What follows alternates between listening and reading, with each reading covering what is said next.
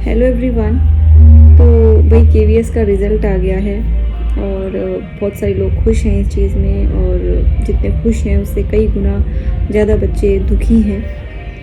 बहुत सारे ऐसे कैंडिडेट्स होंगे ये जिनका केवीएस एक ड्रीम बन गया होगा कि मुझे केवीएस में ही जाना है, क्योंकि अगर एक ईएमआरएस, एनवीएस और केवीएस की बात करें तो केवीएस ही प्रायोरिटी पे रहता है, देन एनवीएस, देन लास्ट में फिर ईएमआरएस। तो कुछ कैंडिडेट्स ऐसे होंगे जिनका ईएमआरएस केवीएस दोनों में ही नहीं हुआ। कुछ कैंडिडेट्स ऐसे होंगे जिनका ईएमआरएस में हो गया था लेकिन उनका मेन टारगेट केवीएस ही था कि चलो दे देंगे ईएमआरएस, बट हमें तो केवीएस में ही जाना है। बट अब पता चल रहा है कि केवीएस में नहीं हुआ। तो अब कुल मिला के बात यह है कि हर तरफ सिर्फ डिमोटिवेशन है, दुख है ना, कि क्या करें, अब दुनिया ही ख़त्म हो गई। हमने तो 2-2.5 साल के बाद तो वैकेंसीज आई थी, ऊपर से फिर केवीएस ने इतने क्या ही बोले, टीयर 1 का एग्ज़ाम देख लो या उससे पहले जो पैटर्न में इतना सडन चेंज हुआ, इतना बड़ा चेंज हुआ, उसको लेके देख लो। तो डे 1 से जब से केवीएस का नोटिफिकेशन आया है तब से कैंडिडेट्स बस एक अलग ही कन्फ्यूजन में हैं और एक उधेड़ बुन में है कि क्या हो रहा है उनके साथ। और फिर भी जैसे तैसे मैनेज किया, मेहनत की, और फिर फाइनली रिज़ल्ट हमारे सामने है कि बहुत सारे कैंडिडेट्स का नहीं हुआ। ठीक है, तो भाई मैं एक ही बात आप लोग को बोलना चाहूँगी, नहीं हुआ तो अब उस रिज़ल्ट को हम हाल फिलहाल तो कन्वर्ट कर नहीं सकते। ठीक है, उस रियलिटी को एक्सेप्ट करो और टूट के बैठने का टाइम नहीं है। ठीक है, आप या टीचिंग एग्ज़ाम्स के लिए प्रिपेयर कर रहे थे तो मैं मान के चलती हूँ कि आप इतने मैच्योर तो होंगे। ठीक है, जब आप खुद मजबूत नहीं है तो फिर आप बच्चों को क्या ही मजबूती देंगे, समझे। तो बिल्कुल भी ये मत समझिए कि ये एग्ज़ाम था और ये हो गया, अब लाइफ में कुछ नहीं है। तो सबसे पहले तो एक डीप ब्रेथ लीजिए, ठीक है, और ये मान के चलिए कि आपका फाइनल रिज़ल्ट नहीं था। कोई भी एग्ज़ाम का जो रिज़ल्ट होता है वो आपके प्रिपरेशन या आपकी ऑनेस्टी या आपके हार्डवर्क को डिसाइड नहीं करता।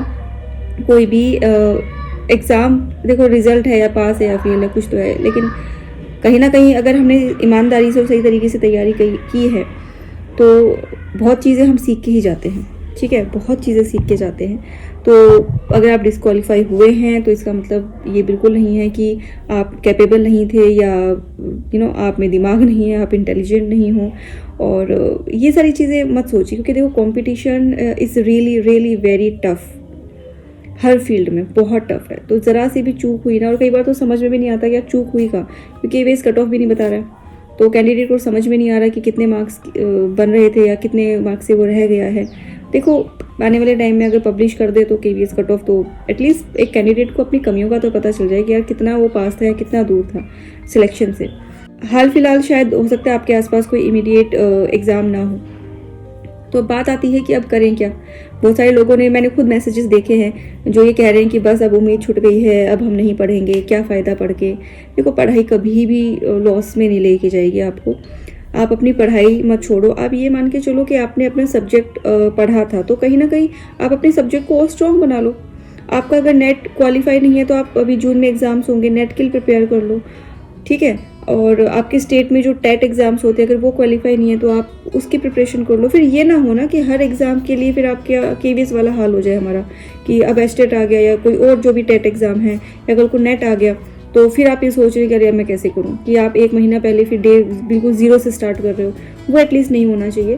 तो बेटर है कि आप कंटिन्यूशन में करो, क्योंकि आपकी बॉडी, आपका ब्रेन, जो भी नंबर ऑफ़ आवर्स आप पढ़ रहे थे उसके लिए वो आ गया है रूटीन में। आई नो बुरा बहुत लगता है, मैंने खुद बहुत ज़्यादा रिजेक्शंस अपनी लाइफ में देखे हैं कि सारे लाइक आप पढ़ाओ पूरे कर चुके हो, और दो मैं पहले किसी और फील्ड में प्रिपरेशन कर रही थी, but still I am preparing. नहीं बैठा जाता घर पे खाली, जॉब भी कर रहे हैं, जॉब के साथ प्रिपरेशन भी कर रहे हैं।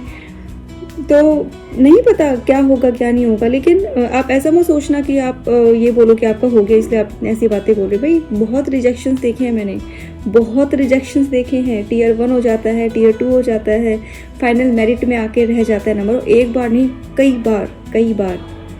तो ऐसा नहीं है। तो हम खुद मैं उस फेज से गुजरी हुई हूँ, मुझे पता है डिस्क्वालीफाई होने पे कितना ज़्यादा बुरा लगता है। लेकिन मुझे ये भी पता है जो सच्चाई है कि उस डिमोटिवेशन से ना आपको खुद ही अपने आप को बाहर निकालना पड़ेगा। हो सकता है आपके पेरेंट्स, आपके लाइफ पार्टनर, आपके इन लॉज, जो भी रिलेशन है आपके पास हो सकता है उसमें से कुछ लोग हों ऐसे जो आपको बहुत अच्छे से संभाल लें, लेकिन मैक्सिमम आपको ऐसे मिलेंगे जो आपको क्वेश्चन करने लग जाएंगे, टॉन्ट करने लग जाएंगे। तो इग्नोर करो यार, आप अपने लिए खुद ही कर सकते हो, खुद अपनी उस चीज़ को उसके लिए अब उससे बाहर निकालो और अपनी कोई स्किल डेवलप करो, अपने सब्जेक्ट को स्ट्रॉन्ग बनाओ। और 2026 में और भी एग्ज़ाम्स आएंगे, हो सकता है आपके स्टेट में ही कोई वैकेंसीज निकल जाए, ठीक है, टीचिंग की। अगर आप टीचिंग में ही जाना चाहते हैं तो डिमोटिवेशन में मत जाओ यार, इतना परेशान मत हो, एक एग्ज़ाम ही है, कोई बात नहीं। आप अगर देखो भगवान में भरोसा करते हो तो ये मान के चलो कि भगवान, मैंने अपना जितना मैं कर सकता था मैंने किया, और हो सकता है बहुत सारे लोग अपनी गलतियां एक्सेप्ट भी कर रहे हो कि हो सकता है लापरवाही की हो या कहीं कमी रह गई हो, जो उनको पता भी होगा। तो जिनकी कमी की वजह से पेपर नहीं हुआ, वो भाई अपनी कमी पे काम करो। और जिनको लगता है कि नहीं मैंने 100% दिया था फिर भी नहीं हुआ, तो आप ये मान के चलो कि आपने अच्छा मांगा था, भगवान आपके लिए बेस्ट की तैयारी कर रहा है। यही कह सकती हूँ मैं, इससे ज़्यादा और क्या ही कहूँ, ठीक है। तो उदास ना होइए और भाई आगे की तैयारी कीजिए, ठीक है। All the best. लाइफ बहुत सुंदर है, उतनी भी बुरी नहीं है जितना हम लोगों ने बना लिया है। और तैयारी कीजिए आगे, and stay positive, stay healthy. मिलते हैं अगली वीडियो में, तब तक के लिए अपना ध्यान रखिए। Good bye.